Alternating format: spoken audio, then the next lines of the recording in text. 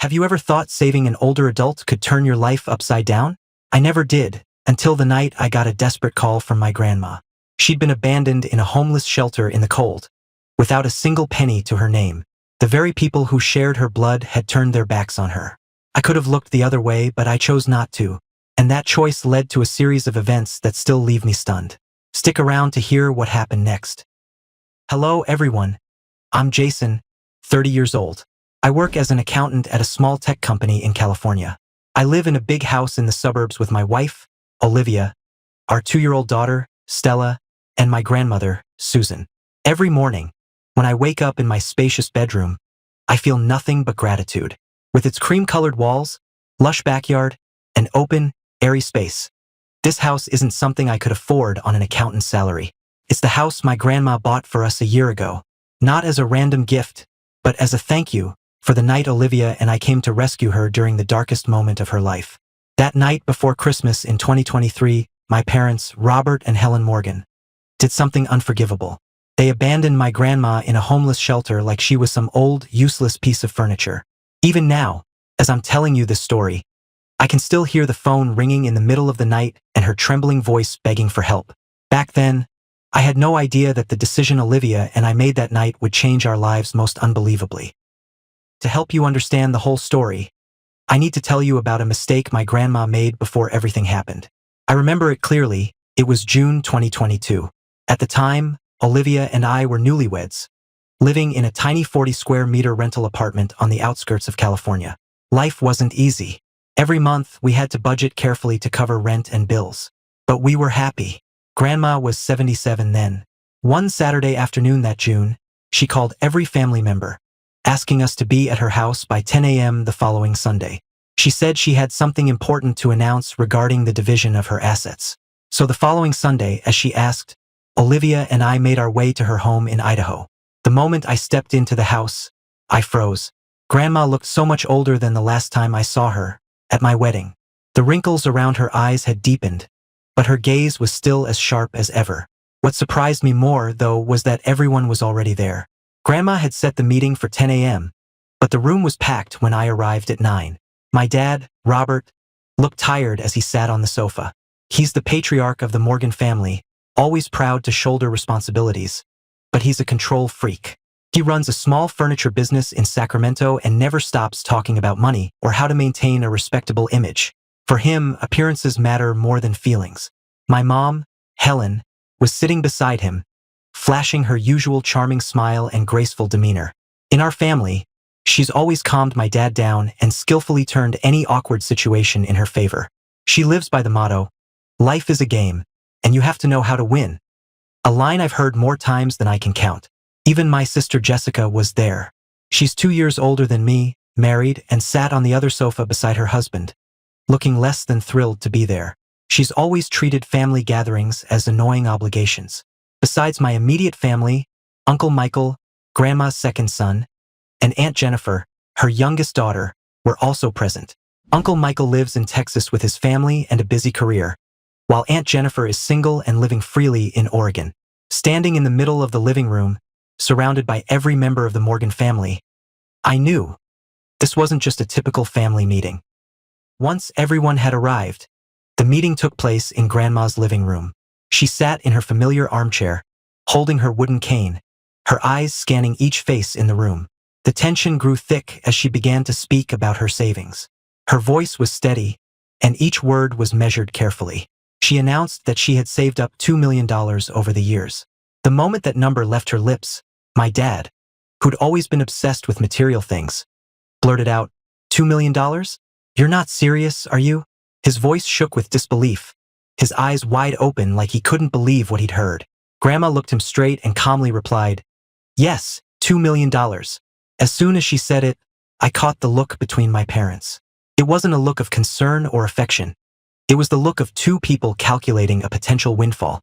After a long, heavy pause as everyone processed what they'd heard, Grandma continued, "I have 3 children. From now on, whoever takes care of me will receive $1 million. Every face in the room instantly tightened.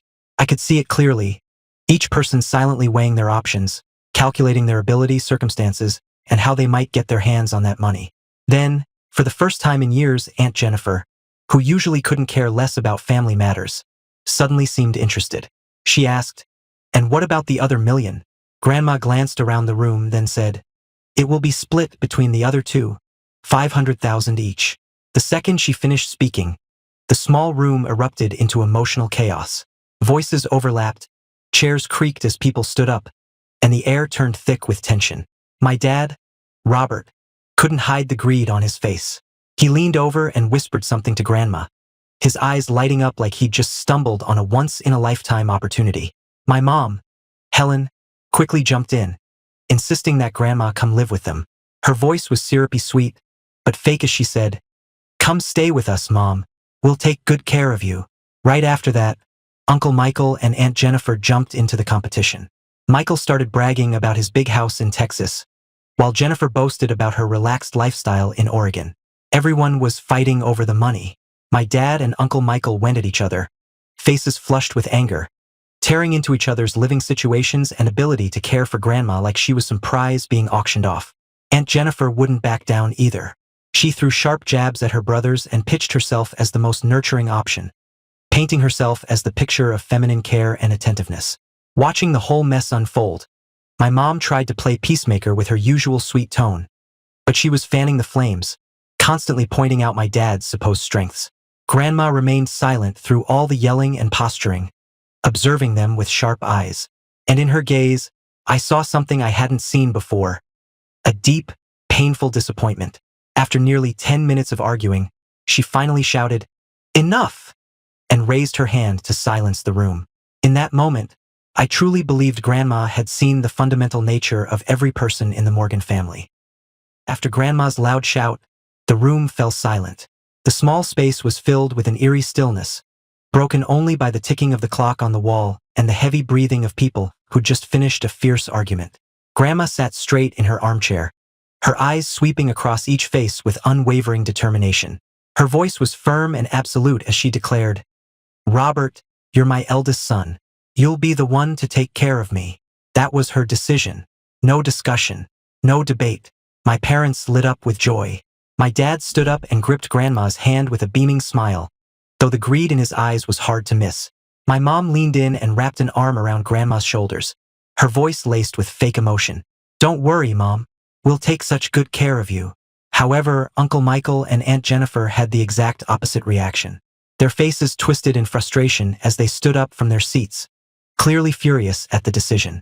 Uncle Michael's voice was sharp and bitter. "This isn't fair. Why does Robert get special treatment?" Aunt Jennifer practically shouted, "I'm your daughter too. How could you be so biased?" But Grandma shook her head. She didn't bother to explain.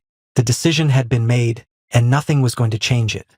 Realizing they couldn't sway her, Uncle Michael and Aunt Jennifer gathered their things and prepared to leave. Before stepping out the door, they turned back with bitter parting words. Uncle Michael said coldly, "From now on, I want nothing to do with you. No matter what happens, don't ever call me." Aunt Jennifer was just as ruthless. "That's right. And if Robert dumps you someday, don't come looking for me." Olivia and I sat quietly, watching our family fall apart over money. She squeezed my hand, and we both felt helpless in the face of such cruelty from people tied to us by blood. Grandma remained seated in her chair when the door slammed shut behind Uncle Michael and Aunt Jennifer. Not a single tear fell, but in her aging eyes, I saw a deep, aching sorrow. All I could hope was that Grandma had made the right choice, and that my parents would genuinely care for her. A month later, Grandma officially moved to Sacramento. On the day she arrived, my mom threw a lavish welcome party and invited Olivia and me to join. The house was decorated with colorful balloons, and the dining table was packed with delicious food. My sister Jessica couldn't make it. She had a small child to care for, so she just sent her congratulations over the phone. When Olivia and I walked in, the atmosphere seemed cheerful and warm. My mom greeted us with a bright smile, acting like last month's tense family meeting had never happened. Grandma sat in the seat of honor, dressed neatly, though her face showed signs of fatigue from the long trip. During the party, my dad, Robert, raised a glass to toast Grandma with sweet words about family love. He spoke about the honor of caring for one's mother, the eldest son's duty, and the bright future ahead. After his speech, Grandma pulled a check for $1 million from the small purse next to her chair and handed it to my dad. The crisp white check, with numbers written in blue ink, looked elegant and chillingly impersonal. My dad took it with trembling hands, trying to keep his composure, but the greed in his eyes was undeniable. He held that check like it was the most precious thing on earth, his fingers gently tracing the paper's surface. My mom was overjoyed and full of gratitude. She kept thanking Grandma with emotional gestures, hugging her and promising to turn their house into the warmest, most loving home possible. Olivia and I sat quietly at the corner of the table, uneasy in the middle of all this forced cheer. Under the table, Olivia squeezed my hand. We both felt like we were watching a carefully staged performance. Strangely, no one mentioned the tension from the previous meeting. No one spoke of Uncle Michael or Aunt Jennifer. Everything was buried beneath smiles and cheerful laughter. When the party ended and Olivia and I headed home, a heavy feeling hung over us. All I could do was hope that my parents would keep their promise and truly take care of Grandma the way they said they would. The first 3 months passed by like a beautiful dream. My mom became the ideal daughter-in-law, the kind any mother-in-law would hope for. She got up early to prepare breakfast for Grandma every morning, plating each dish carefully and elegantly. My dad wasn't far behind in his efforts either. He made time every afternoon to take Grandma on walks around the neighborhood. He bragged to her about the growth of his furniture company, about big new contracts and his plans to expand the business. One weekend evening, Olivia and I came over for dinner. The whole family sat around the table enjoying a lavish meal. My dad told Grandma he planned to use the money to grow the business, hire more employees, and open a new branch. He said he wanted to make her proud of her eldest son's success. Grandma nodded as he spoke, occasionally smiling when he talked about his future projects. But I noticed something. Her smile never quite reached her eyes. Something was distant in her gaze, as if she were physically present, but her thoughts were far away. During those first months living with my parents, Olivia and I stayed focused on our own lives. Things in our small apartment were still busy, paying bills, planning for the future, trying to make ends meet. We visited my parents occasionally to see Grandma, sometimes bringing small gifts and sometimes to sit and talk. Every time we visited, I could sense Grandma's loneliness. She was well cared for materially, but emotionally, it was like a guest in the house she lived in. Sometimes I'd catch her sitting alone in the living room, staring out the window with a restless look in her eyes. I started making a point to talk with her more, especially when my parents weren't around. We talked about the past, life back in Idaho, and the memories she shared with Grandpa. She told me stories about the little garden behind her old house and the birds she used to feed every morning. With her kind heart, Olivia bought Grandma a phone designed for seniors. She patiently taught her how to use it, make an emergency call, and save contacts. Olivia told her, "If you ever need anything, call us, anytime, day or night." Watching Olivia care for Grandma like that, I felt fortunate to have a wife who truly understood the meaning of genuine family love. I used to believe that with the $1 million Grandma had given them, my parents would take good care of her. At the very least, ensure she had proper meals and take her to the doctor if her health showed any signs of decline. But their behavior began to shift over time, and my trust started to crack. Things began to change about a year after Grandma moved in. The fake enthusiasm my parents had once put on started to fade, like paint peeling under harsh sunlight. During one dinner visit, not long after Olivia had given birth to our daughter Stella, who was 2 months old at the time, the atmosphere in the house felt different. It wasn't warm or welcoming anymore. My mom started complaining about rising living expenses, talking about electricity bills, water bills, and other household costs. Her voice had a bitter edge, far removed from the sweetness she used to show in the early days. My dad agreed that things were expensive but tried to soften it with a half-hearted reassurance. "At least the money covers everything." But even as he said it, his tone made it sound like a burden he was forced to carry. What struck me was how he glanced at Grandma as he spoke, as if he was trying to ensure she missed the complaints. But in a house that small, nothing goes unheard. Grandma heard every word. That night, Olivia, sitting close to her, later told me she saw Grandma's hands clenched tightly under the table, her knuckles turning white with tension. After dinner, when my parents left the room, I found a moment to talk to Grandma alone. She opened up to me, sharing that the past 3 months had differed entirely from the early days. My parents' attitudes had changed. My mom no longer woke up early to make breakfast. Instead, she left a box of cheap cereal on the kitchen counter and headed to work. Grandma had to fend for herself. My dad started openly complaining about her leaving the TV on at night, talking about the electricity bill going up and how inconvenient it was to have her in the house. Hearing all this, Olivia and I felt a growing sense of unease, like it was only a matter of time before the tension exploded into something bigger. That was when I realized my parents hadn't changed after receiving Grandma's money. In the following months, while Olivia and I were still caught up in making ends meet and caring for our baby girl, disaster struck my grandmother. I still can't forget how I felt that night. A week before Christmas in 2023, it was a bitterly cold evening, with winter winds howling past the windows of our tiny apartment. Stella had fallen asleep in her crib, and Olivia had just drifted off after a long, exhausting day when my phone suddenly rang. It was Grandma. She called me just before 11 p.m., her voice trembling with fear. She said she was in some area full of homeless people, unsure of where she was exactly. All she could describe were the makeshift tents and a terrible smell lingering in the air. The call jolted Olivia awake. I explained what was happening, and she immediately wanted to accompany me. But since our daughter was still so little, we decided I'd go alone. As I drove through the cold, dark streets, my mind spun with questions. Why was Grandma there? What had happened? Where were my parents? Why weren't they with her? My heart pounded in my chest. My hands shook on the wheel, caught between worry and rage. When I finally found the place Grandma described, I saw her sitting alone on a cold concrete bench, surrounded by a cluster of makeshift tents where people without housing gathered. The sight of her broke me. She was trembling in a thin sweater, clutching her purse tightly to her chest, her eyes darting around in fear at the tents and the overpowering stench of trash. The moment she saw me, tears streamed down her wrinkled cheeks. But they weren't tears of relief. They were those of someone who had been hopeless for hours. I rushed over, wrapped her in the blanket I had brought, and gently helped her into the car. Then I took her home to our small, warm apartment. Back at our place, with the heat on and soft lights glowing, Grandma finally told us the horrifying truth. Earlier that evening, my parents had done something I never could have imagined. They had dropped her off in a homeless area at 7 p.m. They told her they needed to grab a few things and asked her to wait 20 minutes. But 20 minutes turned into 4 hours. She sat there, cold, scared, and confused, while calling my parents over and over again. Dozens of calls. No one picked up. The phone just rang, like they didn't even exist anymore. As she told us what had happened, fury surged through me like fire. I wanted to scream, break something, do anything to make it stop hurting. Olivia sat beside Grandma, sobbing. Her voice cracked as she cried, holding Grandma tight, tears falling fast from heartbreak and rage. And me, in the middle of the storm of anger and disbelief, I also felt something else. Gratitude.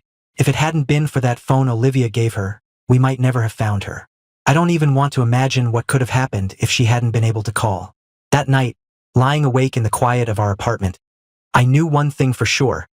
My family had officially fallen apart. The next morning, I took Grandma back to my parents' house so she could gather her personal belongings. I also needed to face them. After what they'd done the night before, I couldn't let it go. But when we arrived, my parents did not show a hint of remorse. They stood at the door with cold, expressionless faces, as if abandoning her in a homeless area was just a normal thing to do. When I raised the $1 million in anger, my dad casually replied that they had already invested all of it and lost. The furniture business had taken a hit, major contracts had fallen, and they couldn't afford to support Grandma anymore. He looked me straight and said, "Call Michael and Jennifer. They got 500 grand each. Maybe they'll take her." His voice was ice cold, like he was talking about some unwanted burden nobody wanted to claim. Realizing there was nothing more I could say, I left. Furious. My blood boiled. I couldn't believe the people I once called my parents could be so cruel.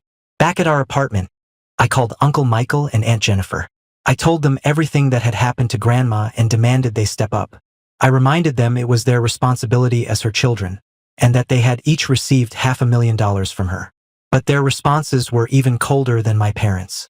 Uncle Michael snapped, "She's facing the consequences of not choosing us." Aunt Jennifer wasn't any better. She said flatly, "I made it clear from the beginning. She's not my responsibility." Hearing those words felt like a slap in the face. After everything, Olivia and I decided to take legal action. We contacted a lawyer, gathered documents and evidence, and prepared to sue my parents, uncle, and aunt for justice, accountability, and Grandma. But Grandma stopped us. She held my hand, tears streaming down her wrinkled face, and said, "I can't bear to see the children I gave birth to sitting in a prison cell.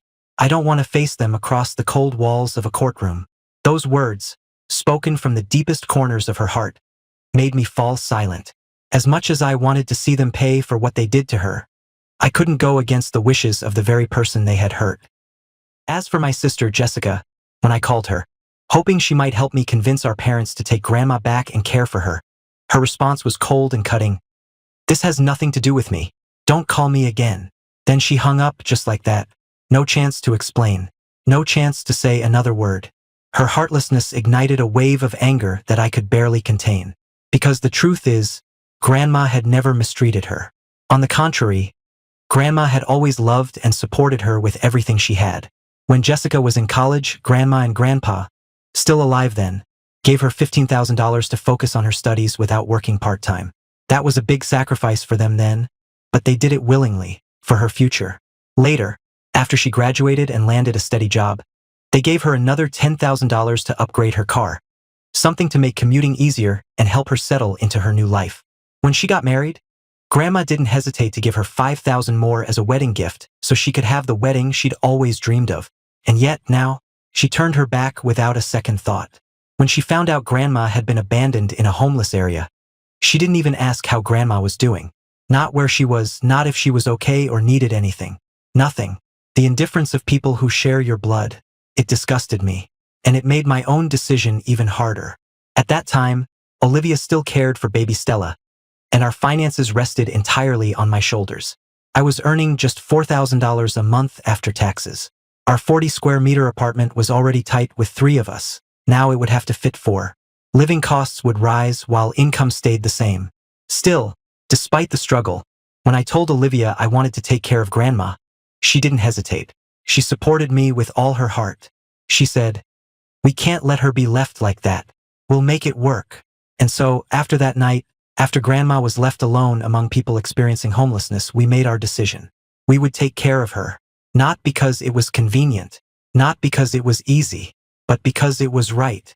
I didn't know then that this decision, this act of love, was about to change our lives in a way I never could have imagined. The next 6 months were anything but easy. Caring for Grandma and baby Stella put a significant strain on our finances. Our utility bills doubled. Medical expenses for Grandma, formula for Stella, and everyday costs forced me to account for every dollar. To make ends meet, I started taking on freelance work in the evenings. After returning from my full-time job, I'd sit at the computer again, working on accounting projects for small businesses. Some nights, I worked until 2 or 3 a.m. before I could finally sleep. Olivia had her share of challenges. She worked part-time from home to care for Grandma and Stella while contributing to our income. She took on translation and document editing projects during Stella's nap time. There were months when we struggled with the bills, deciding which one to pay first and which could wait. The financial pressure sometimes kept us up at night. And yet, despite all the hardship, our tiny home was filled with warmth and laughter. Olivia adored Grandma and cared for her with so much love and attention. She cooked meals Grandma enjoyed, made sure she took her medicine on time, and sat and talked with her whenever she could. Stella, just over a year old and too young to understand much, would often sit beside Grandma, listening as she told stories about the past, Idaho, and the birds in her old garden. Stella would sit quietly, wide-eyed, watching Grandma with innocent curiosity. Those moments made me realize that happiness doesn't come from money but from love. And that truth became my daily motivation to keep going, no matter how tough things got. While Olivia and I were still struggling with day-to-day life, Grandma's gift changed everything. It was late July 2024, just after dinner, when Grandma suddenly turned to me and said, "Jason, help me send a message to your father, Uncle Michael, and Aunt Jennifer." I was caught off guard by the request. I looked at her and asked, "Why do you want me to message them, Grandma? Is something going on?" She paused momentarily, her eyes drifting toward the window like she was weighing something deeply. Then she answered, serious, "I think it's time to announce the heir to the Morgan estate." I was speechless. The word estate sounded so foreign in our current reality. I couldn't imagine what she meant by that. I didn't ask more, though. I didn't want to trouble her. At the time, I assumed she was referring to her little house in Idaho, the only property I knew she still owned. Following her instructions, I pulled out my phone and sent the message, Grandma will announce the heir to the Morgan estate at 8 a.m. next Saturday. It only took a few minutes before my phone started ringing nonstop. First, my dad called, then Uncle Michael, then Aunt Jennifer. One after another, as if it were some emergency.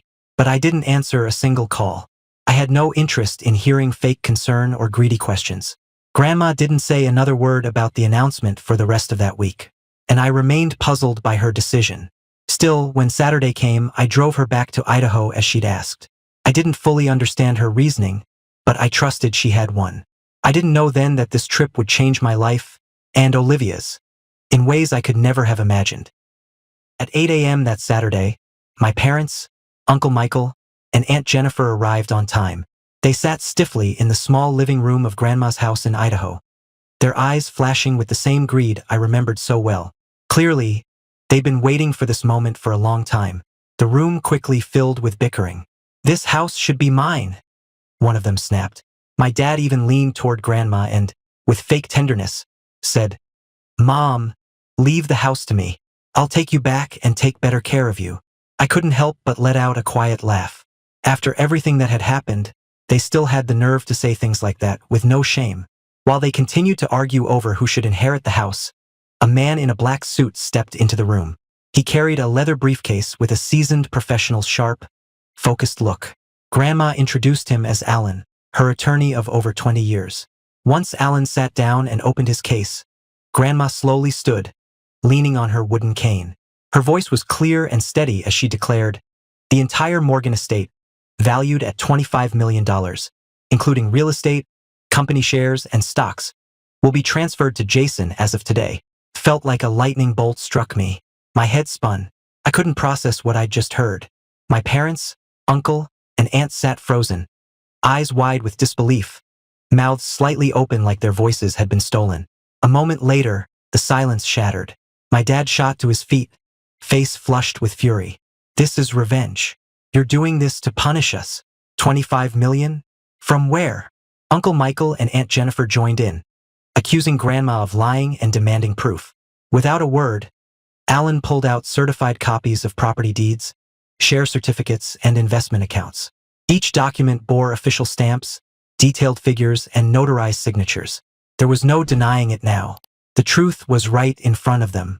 That's when they lost it, screaming, panicking like people who just watched their entire world collapse. My dad shouted, "This can't be real. Why not me?" Uncle Michael yelled, "This isn't fair." Aunt Jennifer burst into tears, crying, "Jason tricked her." Meanwhile, Olivia and I stood frozen, barely breathing. We were still trying to process what had just been said. $25 million. The number echoed in my head, muffling everything else. It felt like we had stepped into a dream, one we never expected or couldn't have even imagined. And at that moment, I realized that my life had just changed forever, with a single sentence from my grandmother. While they were still shouting, cursing, and spiraling into chaos, Grandma raised her wooden cane and commanded them to be silent. Her voice was calm but carried the weight of authority, and just like that, the room fell quiet. Once there was silence, she looked each of them in the eye and said, "The $2 million I gave before, that was to test you." And in that moment, it all clicked. I finally understood her plan. That money wasn't her true fortune, it was a test. A few seconds passed before she continued, her voice thick with emotion. "I didn't expect that after everything. Only Jason and Olivia, who had nothing, still chose to care for me. When I was abandoned in a homeless camp, they were the only ones who came to save me." Hearing her say that hit me hard. My throat tightened, and I had to fight back tears. Then Grandma turned to me, her gaze soft and full of affection. She said to us, "They deserve the Morgan estate." As soon as she finished speaking, the room exploded louder than before. Screaming, yelling, outrage bouncing off the walls like firecrackers. Uncle Michael's face turned red and blotchy as he yelled at me. "You knew about this money all along. You manipulated her, didn't you?" Aunt Jennifer jabbed her finger at me and shouted, "You brainwashed her. You've been pulling the strings." My parents jumped in to join the assault. My father roared, "This is insane. Jason's just some nobody accountant. Why would he ever deserve that money?" My mother screamed, "I'm your son, Mom. Robert is your blood. How could you favor your grandson over your child?" They closed around me like a pack of starving wolves, eyes wild with greed and jealousy, voices twisted with resentment. But then Grandma stood up. She stepped between us and them, her hand firm on her cane, her posture unwavering, and she said, "Enough. Leave now before I call the police. And if I do, I'll tell them exactly what you did when you left me in that homeless camp." That shut them down fast. With clenched jaws and burning stares, they backed off. No more excuses, no more lies, and without another word, they stormed out, still fuming, but powerless to change anything. After they left, spewing curses and threats, we began the drive back to California. The entire ride, I still couldn't wrap my head around what had just happened. $25 million echoed in my mind like a dream that didn't quite feel real. On the way home, Grandma revealed the story behind that massive fortune. She and Grandpa had quietly built it over their lifetime, without anyone in the family ever knowing. They started investing in stocks in the 1970s, bought low-price real estate, and patiently let their money grow over the decades. She explained, "Your grandfather and I never bragged about it. We wanted to see who truly loved us, not who loved the money." She also said she didn't want to simultaneously hand over the entire inheritance. Instead, she tried to pass it down gradually, teaching me how to manage it, invest wisely, and grow and protect it for the long term. A month later, the first step in that plan came to life.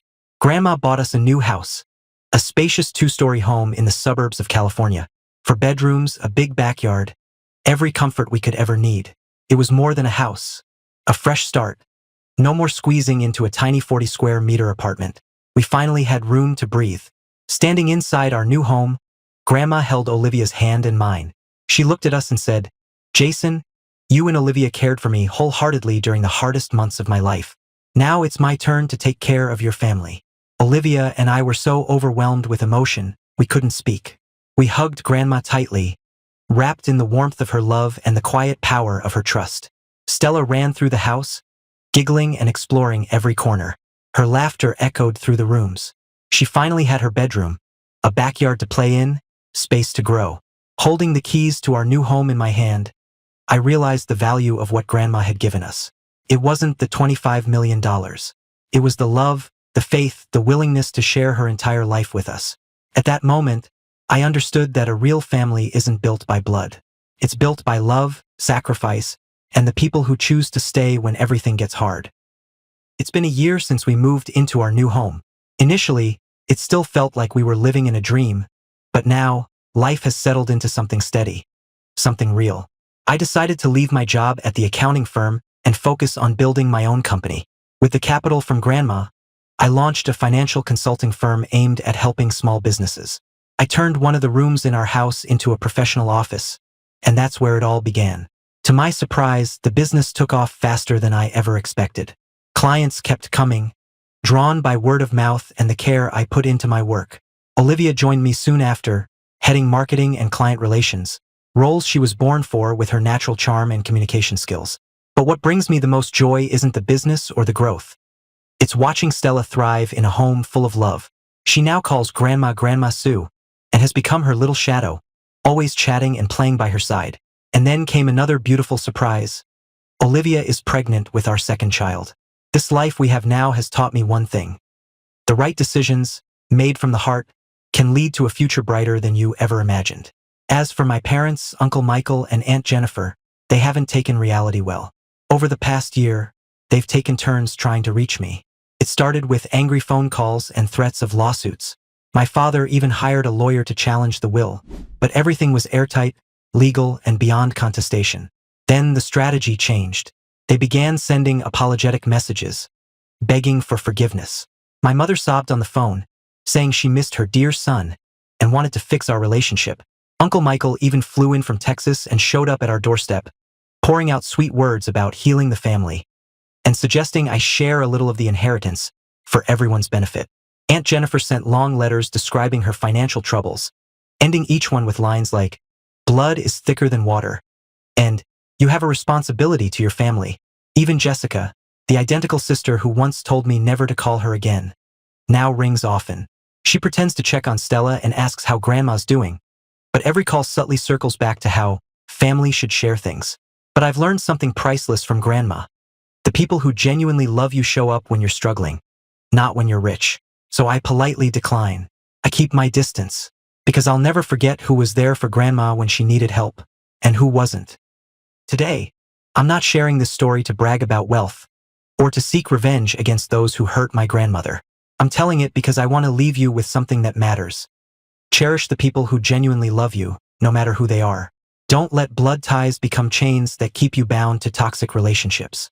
And above all, always do what's right, guided by your conscience, because in the end, that's what defines who you are.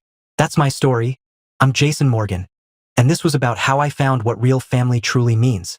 And before I end, I want to ask you, what would you do if you found your 78-year-old grandmother abandoned in a homeless camp on a freezing night?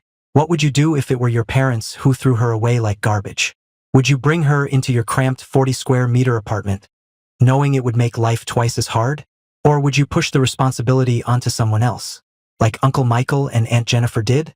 Let me know your thoughts in the comments below. And don't forget to subscribe to the channel to support us. Thank you for following this story.